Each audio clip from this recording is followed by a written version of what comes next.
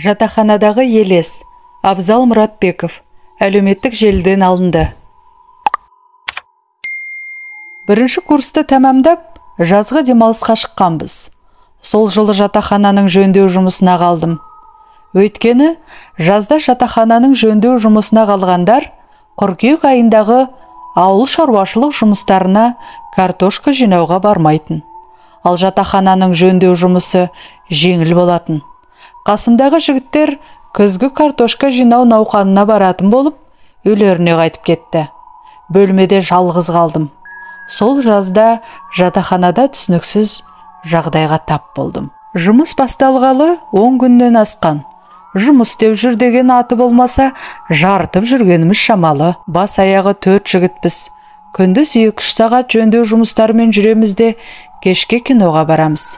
Таңертең асықпай тұратын болғандықтан, түннің бір уағына дейін шетелдік жазушының қазақ тіліне аударылған мистикалық шығармасын оқып жатқам. Түнгі 3 шамасы, дәлізден біреу менің атымды айтып шақырғандай болды. Қыз баланың дауысы.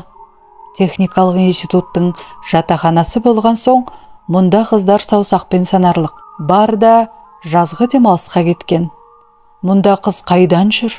Бәлкім дауыс даладан естіліп тұрмай екен деп ойлап, терезеден тысқа қарадым. Ешкім көрінбейді. Бойымды қорқыныш белесе де дәлізге шықтым. Онда да ешкім жоқ. Тоқтай тұрып тыңдадым.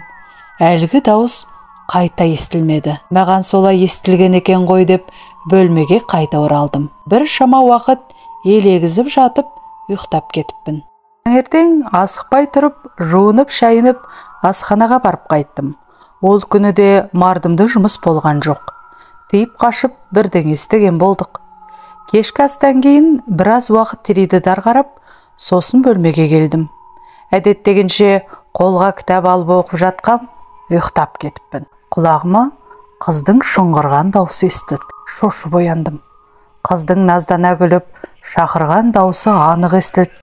Неге екенін бұл жолы бойымда ешқандай қорқыныш сезім болмады.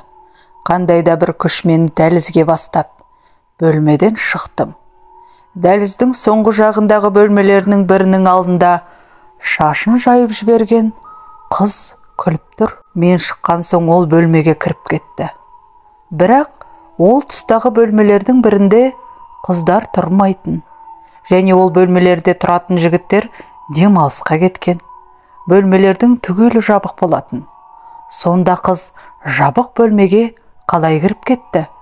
Түсім бе, бойым дір ете қалды. Жоқ, түсім емес, дәлізде тұрмын. Жүрегім суылдап қоя берді. Жалт бұрылып бөлмеге кірдім. Ойыма неше түрлі қорқынышты жағдайлар оралып, таң алдына дейін ұйықтай алмадым. Таңертең кеш тұрдым.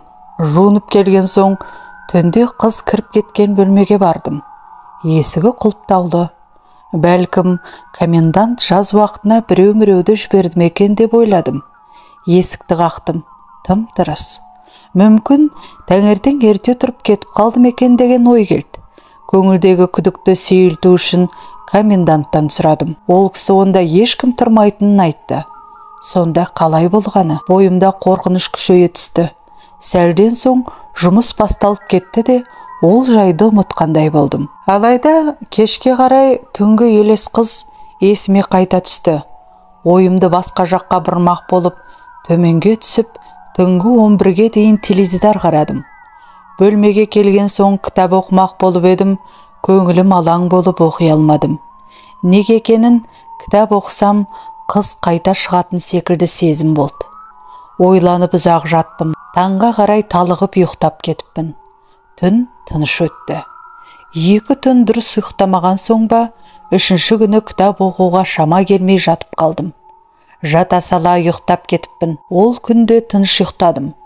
Кітап оқымаған 2 күн тыныш болған соң, сонда түнгі елес қыздың пайда болу кітаппен байланысты болғаны ма деген ой келді. Бірақ ол ойымды өзім жоққа шығардым. Алдыңғы түн жақсы тыныққан соң, 3-ші күні түнде кітап оқып жаттым.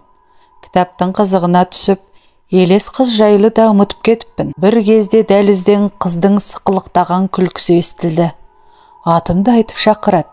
Орнымнан тұрып, дәлізге шықтым. Неге екені бойымда қорқыныш сезім жоқ. Бір күш жетектеп әкетіп барады. Бөлмеден шыққанымда қыз дәліздің арғы бас жағында тұр екен. Қолым бұлғап шақырғандай болды. Қызға қарай жүрдім. Ол наздана күліп тұр. Мен жақындағанда ол соңымнан ер дегендей ишара жасап алға қарай жүрді. Соңынан еріп келем. Дәліз арып кеткендей. Соңына жетер алар емеспін. Бір кезде қыз дәліздің бас жағында орналасқан терезенің алдына келіп тоқтады. Терезені ашып алдына шықты. Маған тағы да соңымнан ер деп ишара жасап, терезеден шығып жүріп кетті. Мен де қыздың соңынан еріп терезенің алдына шықтым. Сол сәтте анамның «Абзал!» деп шақырған дауысын естіп, тоқтай қалдым. Есімді жисам, 5-ші қабаттағы терезенің алдында тұрмын. Терезе ашық.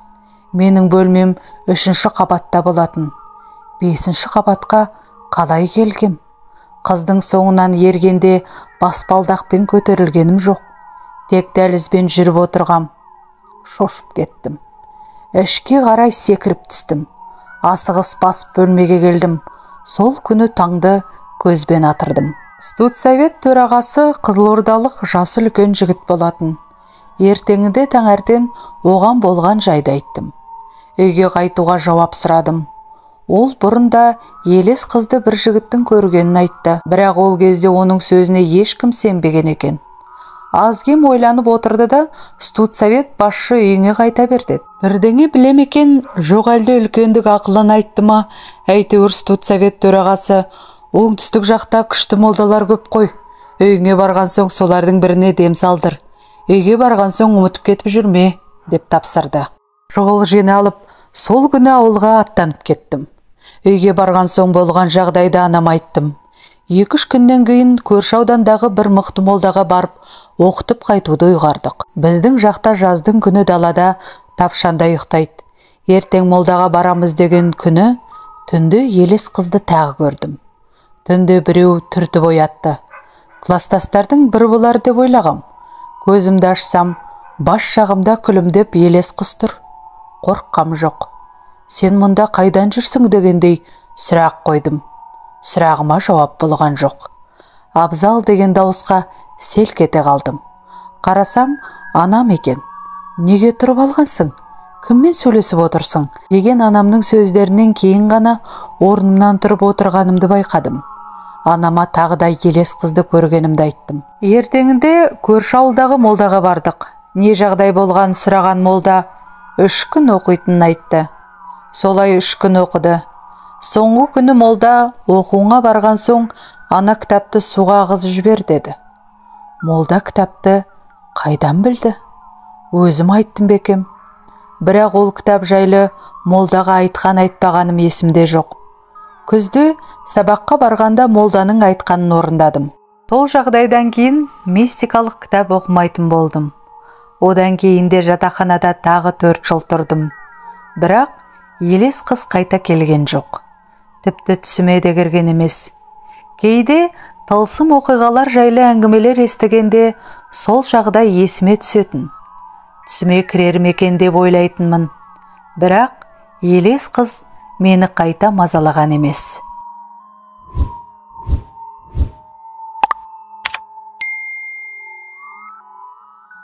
Тағайын, танымал атты YouTube арнама өтіп, тіркеліп, тәлімі мол әңгімелерді тыңдап, лайықты болса лайк басып кетулеріңізді сұраймын.